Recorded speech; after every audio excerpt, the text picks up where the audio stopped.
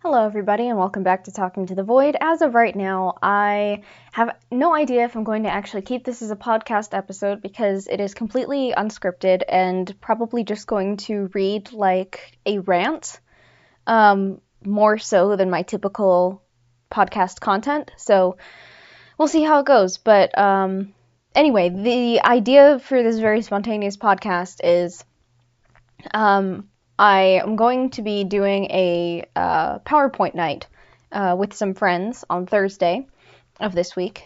And I was like, you know what? I have some pretty spicy hot takes on classic literature. Why not just share them in podcast form, especially in the event that, something happens and I'm not able to go to the PowerPoint night. By the way, I realized I forgot to say the date. Today's date is January 16th. It is a Tuesday. It is 2024. But anyway, this is going to be very disorganized and very chaotic, but if that's not a metaphor for my life right now, I don't know what is, so why not just jump into it? So I titled my PowerPoint Spill the Tea, or coffee, or whatever beverage you prefer. Some spicy hot takes on classic literature, and I just chose, I think, 10 books that I wanted to talk about, or plays, or other forms of classic literature that I just wanted to talk about, and then made a slide for each of them. So the first one is George Orwell's 1984. I read this, let me think. I think I read this in the summer of 2021, ? I think it was then. I read it on vacation, because it was a road trip sort of vacation, and so when we were in the car, or just hanging out in the hotel room with nothing to do, I'd read, and I'd usually try to read before I went to bed and stuff. But, yeah, so my weird opinion on this book is that I don't like this book, but I have an appreciation for it. Like, I recognize, like, the clever way that it paints a potential dystopia revolved around, like, mis and disinformation, and I found their forms of propaganda fascinating, and also sort of, I would say, the one main big plot twist was also interesting. So, like, the book itself was interesting. I didn't love every single part of it. I felt that there were some parts of it that were unnecessary, but it's just complicated because I didn't like it. I didn't ultimately like it because in ways it comes a little too close sometimes, I feel, to things that we have lived, that I have lived anyway, and sometimes are still going on, things that I'm still living, in terms of, just the government being the government and that sort of thing.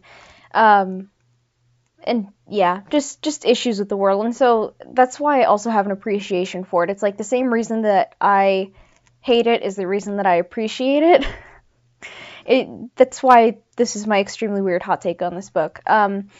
I will say that I got lost in some of the political nuance of it, particularly the book within a book bit where Winston, the main character, is reading, I forget if it was a book or a political pamphlet, but he's reading about this other form of society that, is not what he's currently living in, and he's trying to figure out how to rebel because he's decided that he hates the system, and so his part of his way of trying to rebel is reading these texts that are forbidden, like these books that have been banned or whatever, and this book was given to him by somebody he thought was a friend, but later turns out not to be a friend. So anyway, during that bit, the book within a book bit, where Winston's reading this thing, I don't know if I just didn't have the brain power at the time that I was trying to read it, but in trying to parse what it was saying, I could not pull my brain together enough to completely and fully comprehend what was being said. Like, I got the bare minimum out of it, I would say. So I didn't like that bit either, simply because it just lost me. I got lost at that point, and I think after trying and failing to read and comprehend that bit and just not being able to pull all my brain cells together to make that happen, I decided to just skip that part altogether, but I feel like it is an important part of the book, and maybe I should go back and reread it. I don't know. And then another reason why I kind of hate the book, but also appreciate it, is the ending, because the ending was fitting. That's the bit that I like. But it was unsatisfying because it's not how you want the book to end, presumably. But then, interestingly enough, just to complicate my view of this book even more, this book actually has one of my favorite quotes in it. And the quote is, "Perhaps one did not want to be loved so much as understood." And that quote just really stuck with me, and so I really like it, but in ways I sort of hate that it came from this book. So yeah, it really is a mixed bag, and I think I rambled and repeated myself a lot just trying to explain my stance on this book. But like I said, this is going to be kind of a ranty, rambly podcast episode, if I keep it as an official podcast episode. The next book on my list is Fyodor Dostoevsky's Crime and Punishment. I had to read this, let me think about that. Oh goodness, this was years ago.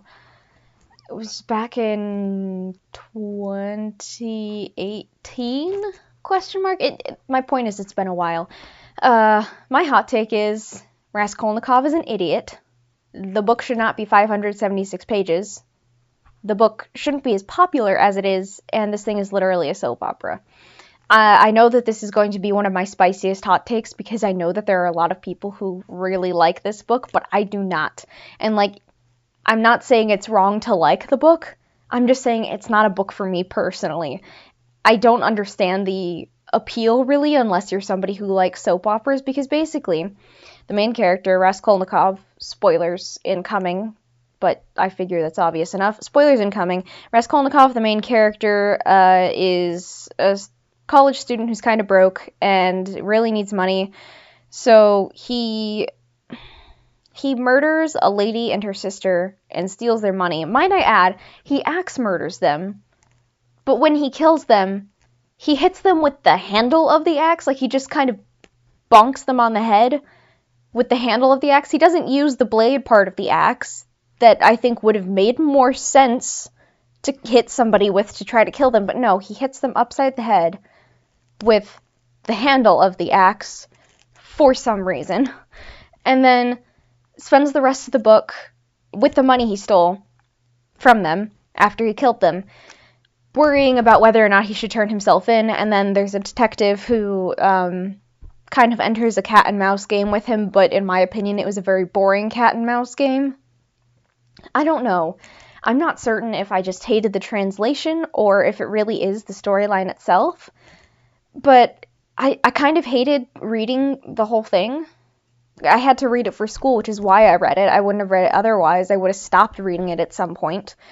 But no, I read the whole thing because I had to for school, and in Raskolnikov, spoiler alert, goes to prison at the end. So it's just, I don't personally see the value in this book.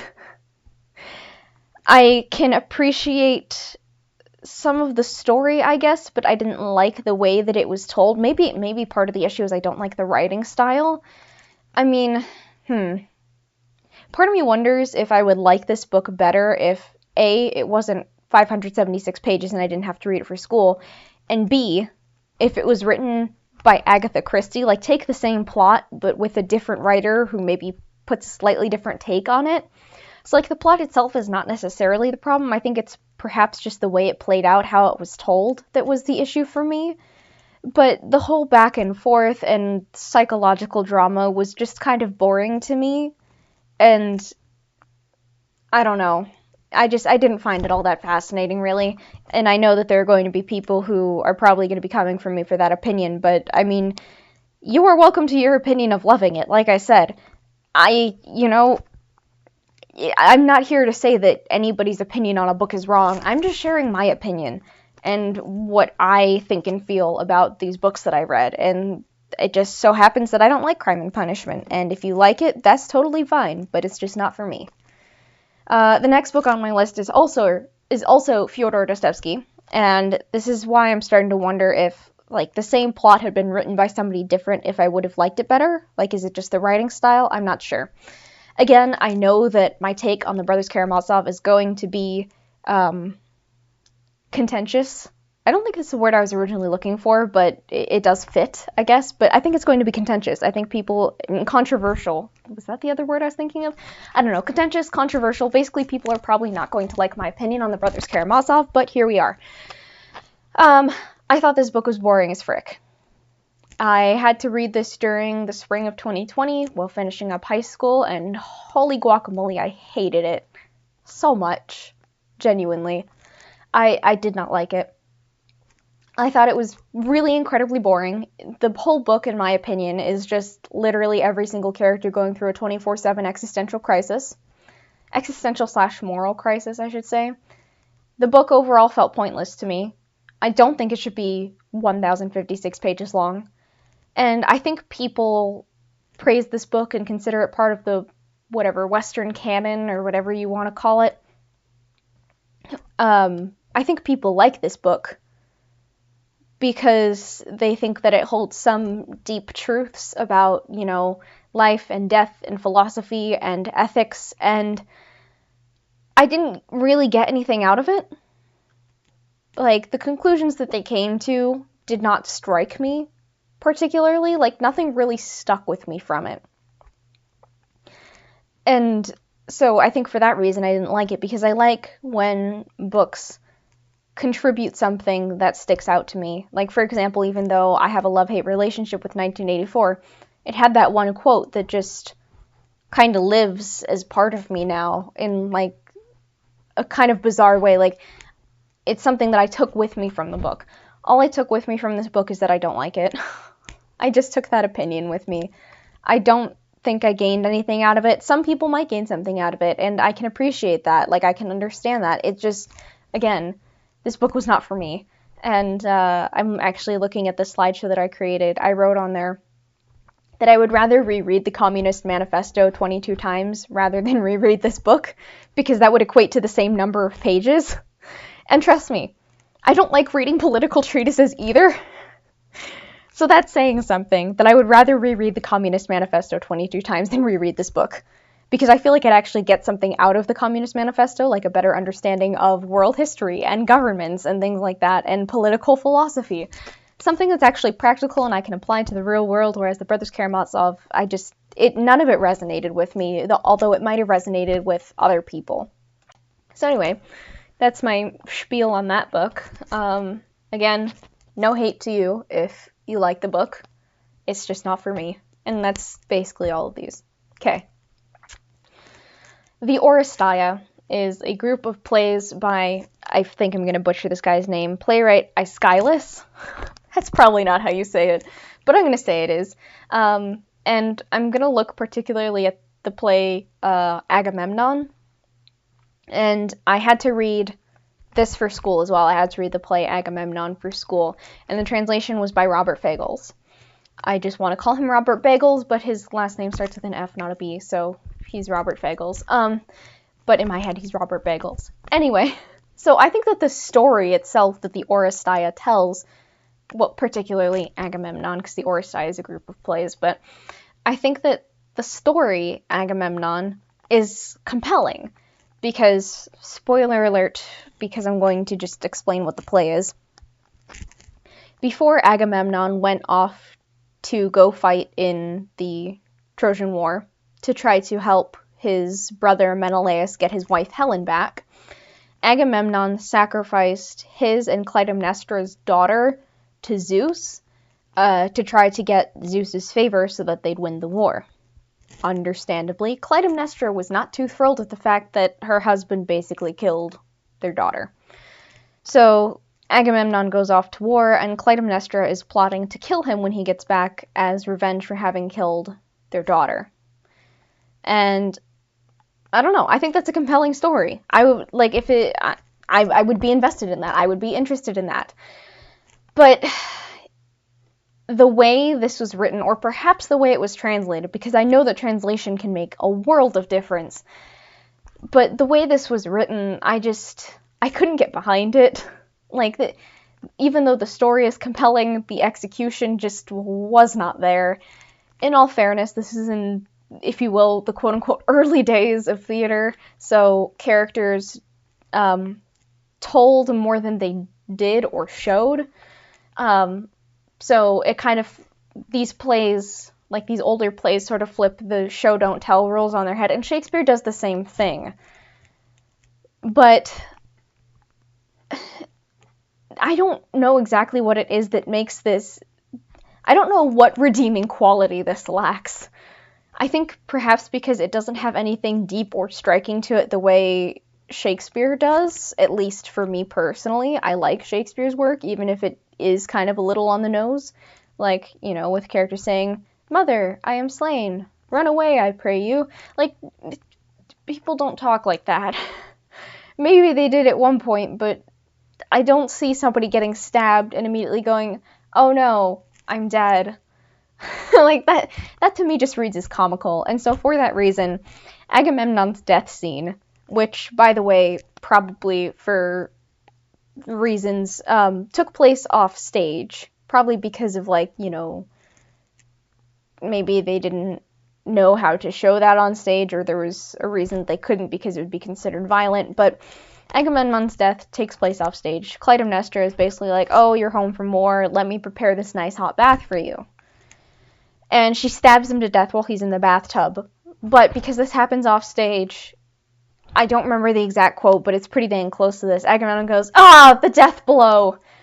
Like, nobody says that. Nobody goes, "Oh, I have been stabbed."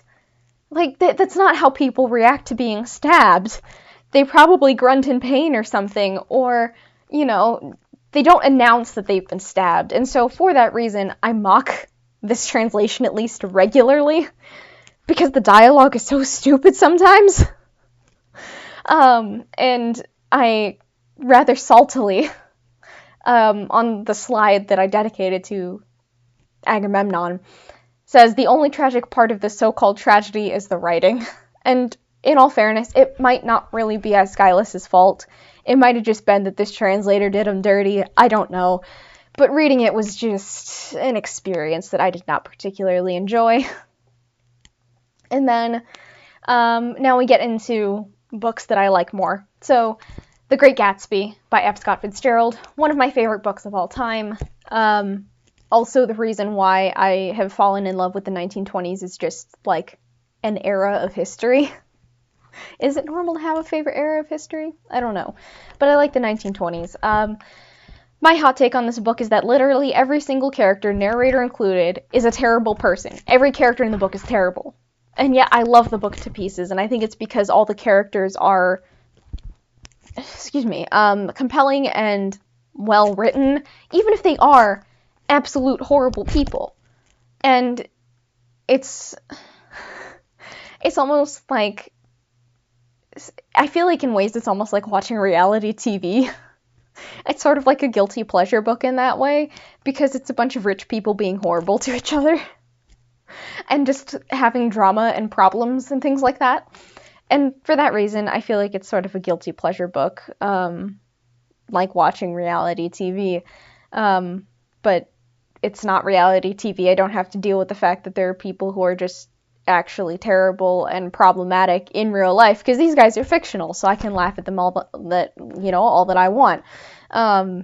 But anyway, so it's my guilty pleasure book. This is one that I like. My hot take is just that everybody's terrible. And I don't know that that's that spicy of a hot take, to be completely honest. The Haunting of Hill House by Shirley Jackson. Read this book late last year, so late 2023 in the fall, as part of my spooky books, like, collection. I don't know. I now own the book, which makes me very happy. This might be actually no, I'm gonna go ahead and say that this is my favorite horror story I have ever read. It is surreal and haunting. This is my favorite horror wow, I can't talk. This is my favorite horror subgenre. And by subgenre, I just mean it starts out as suspense horror, and then all of the creepy things start happening, but they're not horrible, like, there aren't a bunch of gruesome deaths and things like that. It's just spooky. I also like this book because it has some sapphic undertones. So even though it was written in the 60s, question mark, it's a little bit of an older book anyway. 50s, 60s, question mark. Like, there's still potential representation. I wouldn't really call it, you could call it queer baiting, I guess, but I don't know. I very much read the two characters as, you know, a couple. I won't say who the characters are because I don't want to spoil it. But anyway, I really love this book. Like I said, it's my favorite horror book, probably followed by Carmilla and then Dracula. Both of them are very good. But yeah, The Haunting of Hill House is very good. I would highly recommend it if you like horror or surrealist fiction. Both of those are good. It's good for both of those, I should say. All right, Passing by Nella Larsen. This one is one that I had to read for school in my freshman year of college. So I think this is actually spring 2021, if I recall correctly.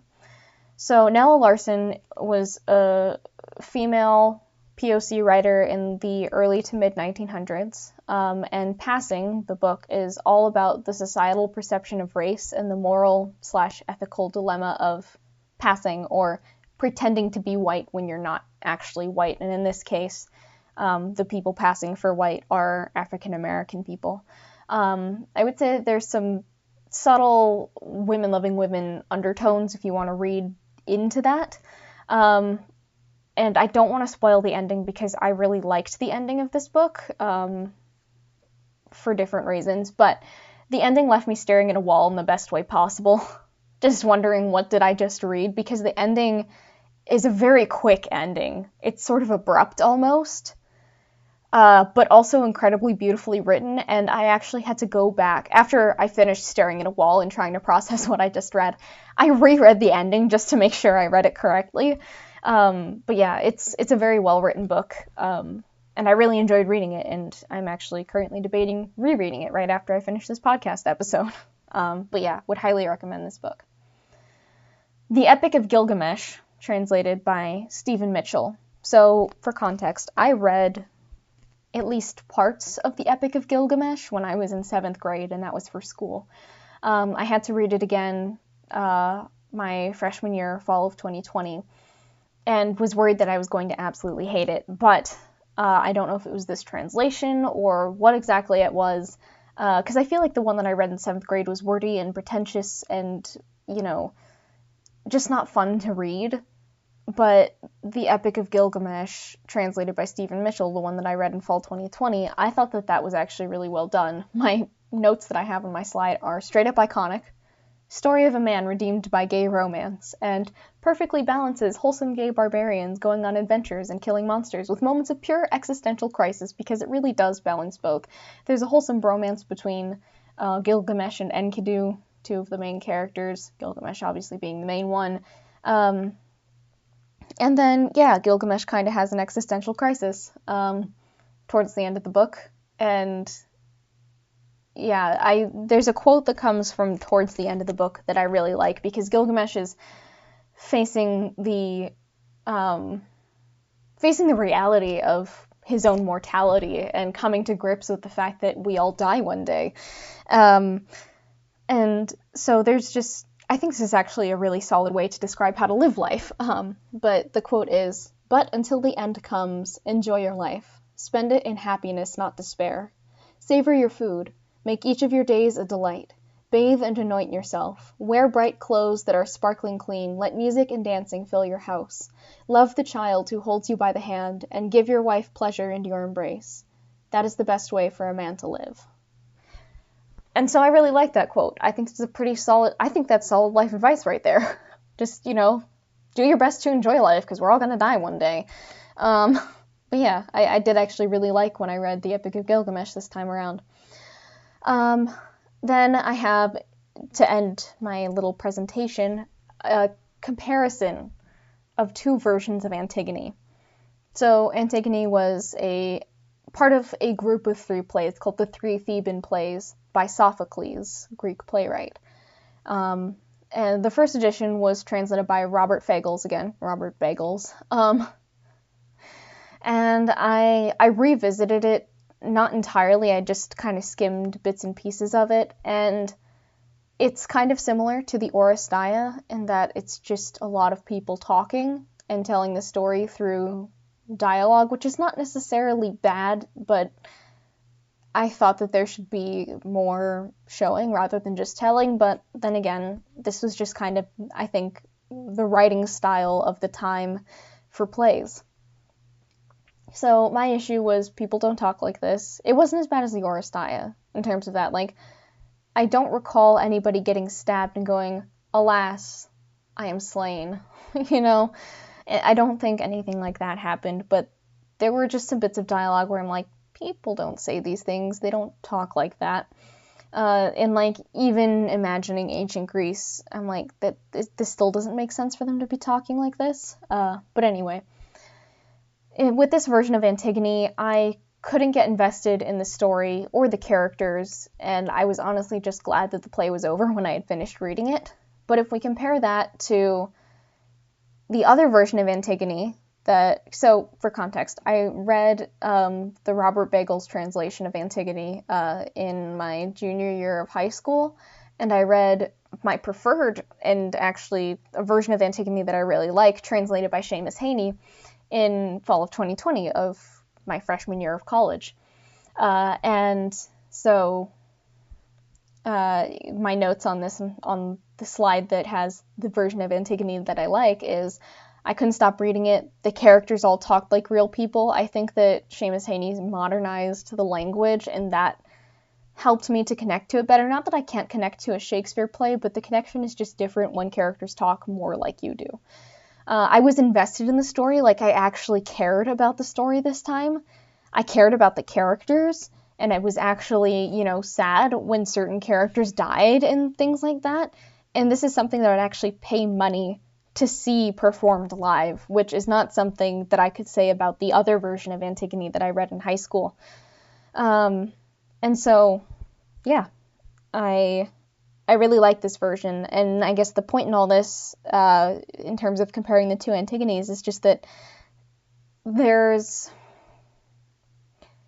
translation really does make a difference, and I guess with the Epic of Gilgamesh, even though I don't have the old one, like I don't have a copy of the old text as a point of comparison, the translation, the way the story is told to us modern readers really does matter. It really does affect whether or not we get invested in this story. And so my last slide in the PowerPoint that I made is a takeaways slide.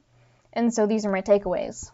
Firstly, not all classic literature, even the really old stuff, is boring. Like the Epic of Gilgamesh was actually really entertaining to read, at least the more recent translation that I've read. Antigone was really good with the proper, I shouldn't say the proper translation, but the translation that I preferred. The Great Gatsby was really good. Just because a book is old doesn't mean it's bad or boring. But then, on the other hand, not all classic literature is truly great or worth the read, as evidenced by some of my opinions on the books that I had to read for school, like Crime and Punishment or The Brothers Karamazov. I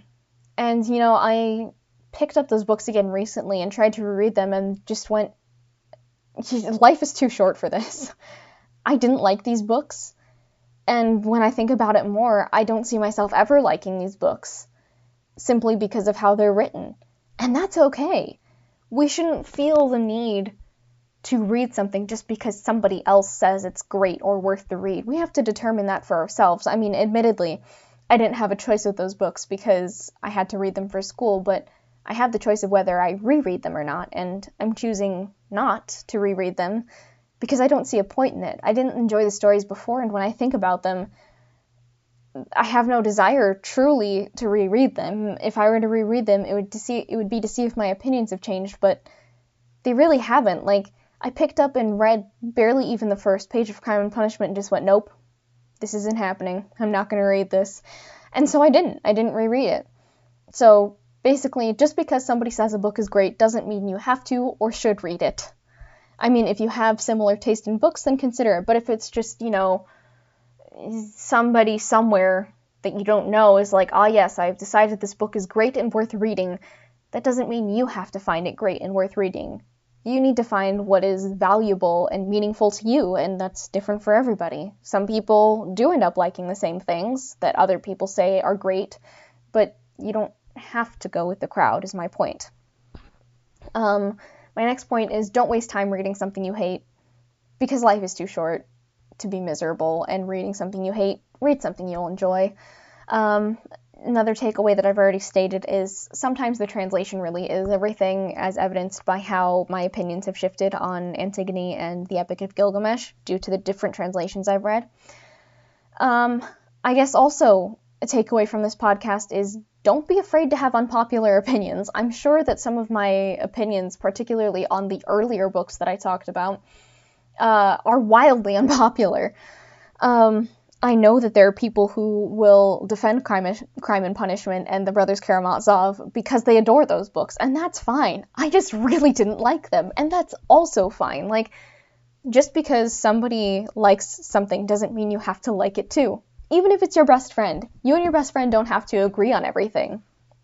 In fact, disagreement, variety in opinion, is what makes life interesting. And so don't be afraid to have unpopular opinions and share them. Do it respectfully. I think I presented my unpopular opinions respectfully, acknowledging that there is worth and value in the books that I didn't like, even if I didn't find them worthy, or is worthy the word? Even if I didn't find worth or value in those books, it doesn't mean that it's not there to be had, or that somebody else didn't find worth or value in those books. It's just, it wasn't for me, and that's okay. We should have unpopular opinions.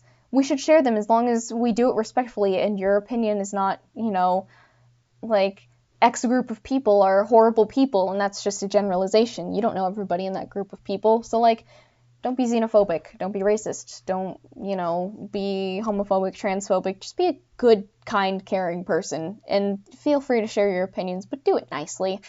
And I think the most important takeaway from all of this is have fun reading.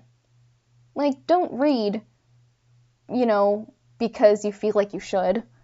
Don't read, because it feels like the thing you're supposed to do.